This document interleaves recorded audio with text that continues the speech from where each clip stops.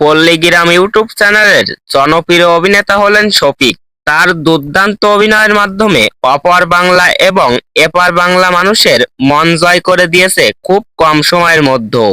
তো আপনি কি জানেন বাস্তবে কে এই শফিক এবং তার আসল পরিচয় কি? নানা অজানা তথ্য জানতে পারবেন আজকের এই ভিডিওতে। তো মূল ভিডিওতে যাওয়ার আগে আপনি যদি আমাদের চ্যানেলে নতুন হয়ে থাকেন তাহলে চ্যানেলটিকে সাবস্ক্রাইব করে সঙ্গেই থাকুন। ধন্যবাদ।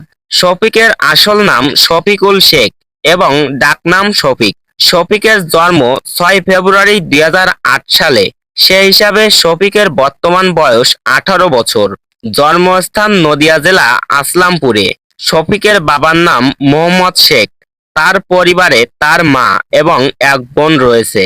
জাতীয়তা ভারতীয় এবং তিনি মুসলিম ধর্মের অনুসারী। শফিকের উচ্চতা 5 ফুট 7 ইঞ্চি এবং তার ওজন প্রায় 55 কেজির মতো।